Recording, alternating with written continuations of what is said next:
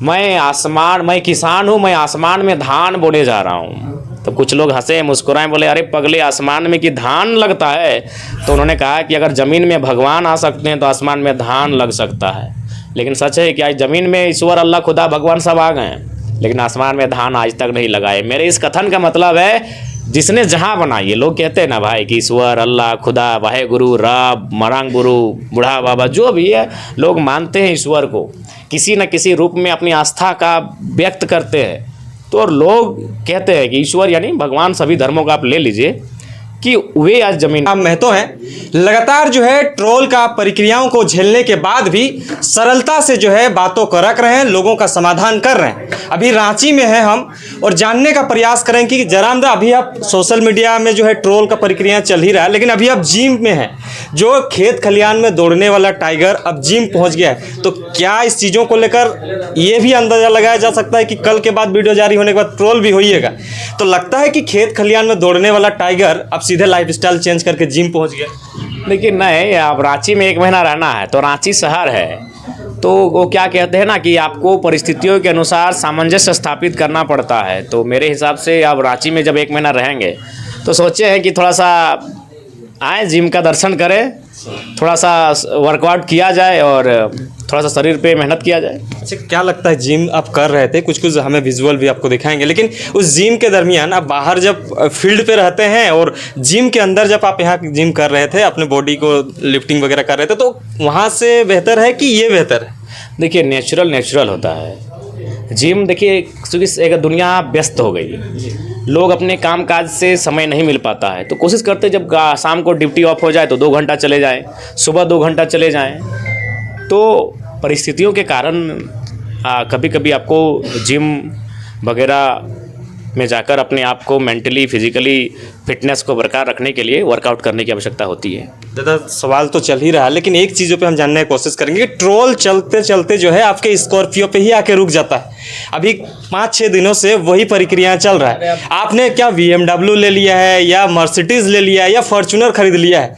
जैसे social media में देखा जा रहा है, कुछ ट्रोलर गैंग का भी आप जिक्र कर रहे हैं, तो आपके बयान के बाद ये जारी हुआ, तो आपने उस टाइम जो कहा था वो एग्रेशन में कहा था या जानबूझ के कहा था, जो आज आपको ट्रोल जो झेलना पड़ रहा है?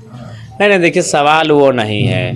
अब तो हमें लगता है कि शायद वो स्कॉर्पियो महिंद्रा जी की है ना, तो महिंद्रा जी को हमें धन्यवाद देना चाहिए कि झारखंड में सबसे ज़्यादा अगर सर्च किया गया है तो 1947 नंबर को किया गया है। 1.5 लाख के आसपास लोगों ने सर्च किया है, ये बढ़िया बात है। पर देखिए भाई, झारखंड का ट्रेंडिंग MLA हैं, ये प्रशंसा की बात नहीं है, ये सच्चाई है। और कभी जब लोग प्रशंसा ना करें तो खुद ही कर लेते हैं, तो हालांकि करने वाले बहुत हैं, तो ट्रेंडिंग MLA वो ट्रेंड में रहेगा ही। अच्छा, वो ट्रेंड से आउट कभी नहीं रहेगा। कोई ऐसा दिन नहीं होगा जो ट्रेंडिंग MLA ट्रेंड से आउट रहेगा। 5 साल वो ट्रेंड में रहेगा ही। अरे कम से कम वो कहते हैं ना, किसी के दिल में, किसी के दिमाग में। जैसे विराट के दिल में है तो ट्रोल गैंग के दिमाग में है। हम हैं, हमको आप इग्नोर नहीं कर सकते। आप हमसे हेट कर सकते हैं, लेकिन इग्नोर नहीं कर सकते हैं, चाहे कोई भी क्यों ना रहे इस राज्य में। तो किसी के दिल में है, उनके दिमाग में है, तो उनको तो कुछ नया नया चाहिए। अगर उनको नहीं मिलेगा तो उनका खुराक चलेगा कैसे?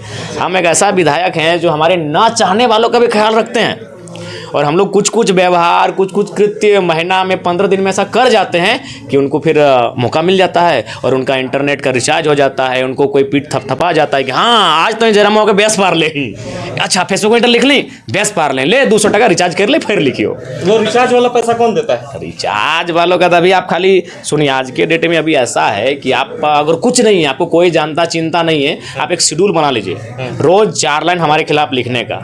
आपकी पहचान भी बढ़ जाएगी, आपका एक कनेक्टिविटी भी बढ़ जाएगा, और बहुत सारे लोग आपसे जुड़ जाएंगे। अच्छा जयराम दा, लगातार जो है इस परिपाटी को पार करते हुए छात्र के मुद्दे पे जो है अभी कुछ छात्र हमें कमेंट कर रहे थे कि जेपीएससी को लेकर जो है लोग सड़क में अभी भी हैं, श्राद्ध कार्यक्रम भी चल रहा है, लेकिन अभी भी सरकार इस पर जो है मौन चुप्पी साधी हुई है।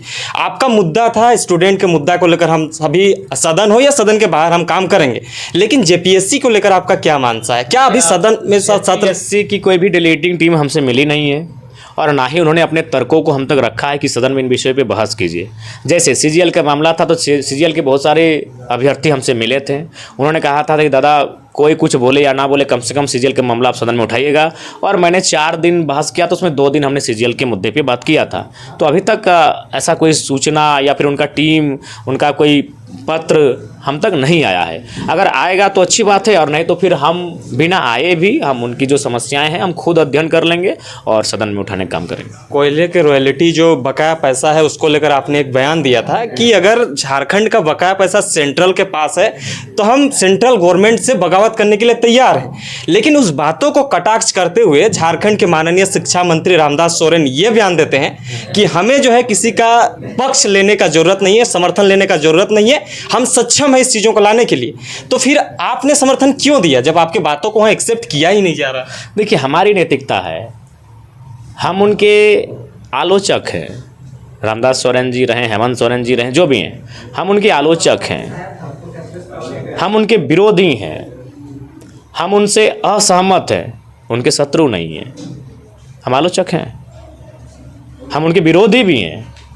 हमें उनके कार्यक्रमों का विरोध कर सकते हैं, हम उनके कुछ विचारों का विरोध कर सकते हैं, हम उनकी योजनाओं का विरोध कर सकते हैं, उनके क्रियाकलापों का विरोध कर सकते हैं, लेकिन इसका मतलब ये नहीं कि हम उनके शत्रु हैं। तो चूंकि राज्य का विषय है इसलिए हमने समर्थन दिया। और अगर वो इतनी डींगे हाँक रहे हैं तो 5 साल क्या गाजर मूला छील रहे थे? 5 साल से आपकी सरकार थी, मेजोरिटी की सरकार थी। का 5 साल में कहे नहीं 1,36,00,000 का जो आपका बकाया है वो काहे नहीं पैसा लेके आ गए? इस बार भी लेक्चर मंच में काहे भाषण देना? जब आप सक्षम हैं, आप सामर्थ्य हैं, आपको किसी की ज़रूरत नहीं है, तो काहे ले मंच में भाषण दे रहे हैं? काहे जनता के सामने आंसू बहा रहे हैं? ले आइए पैसा। 5 साल क्या कर रहे तो बोले गाजर की मूला छील रहे थे, नाचार का चटनी बना रहे थे कि पुदीना धनिया रोप रहे थे? क्या कर रहे थे 5 साल? या फिर नहीं तो फिर इस मुद्दे पर कोयला का रॉयल्टी में आपका बकाया, इस पर बहस मत कीजिए कहीं। आप काम कीजिए, कागजी काम करते हैं, आंदोलन के माध्यम से काम करते हैं, किसी तरह करते हैं, आप काम कीजिए। अब बात करने की, दुनिया को बताने की जरूरत नहीं। अगर आपको किसी की मदद ही नहीं चाहिए तो जनता को क्यों बता रहे हैं? क्यों ये ड्रामा? जयराम मैं तो खुल के बोले थे कि ज़मीन बचाना है, लेकिन कोयलांचल हो या पूरे झारखंड में जो है ज़मीन विवादों का मामला पूरे देखने को मिल रहा है। गोलीबारी चल रहा है, बमबारी चल रहा है, रैयतों के साथ जो है अलग अलग घटनाक्रमें अपनाई जा रही है। लेकिन इस चीज़ों को लेकर जो है अभी भी सटीकता से कोई नियम कानून के दायरे पर रहकर कोई भी अधिकारी हो, सरकार को समझना चाहिए जो ज़मीन का जो सब्जेक्ट है वो राज्य सरकार का सब्जेक्ट है, जो इसलिए राज्य सरकार को ज़मीन संबंधित मामलों को संज्ञान में, एक्शन में रखना चाहिए।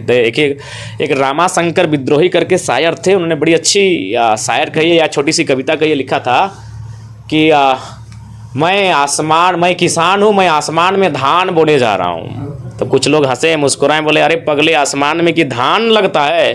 तो उन्होंने कहा कि अगर ज़मीन में भगवान आ सकते हैं तो आसमान में धान लग सकता है।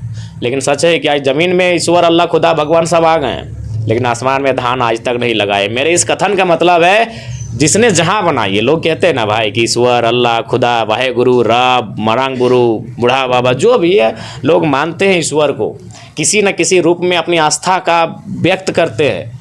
तो और लोग कहते हैं कि ईश्वर यानी भगवान, सभी धर्मों का आप ले लीजिए, कि वे आज ज़मीन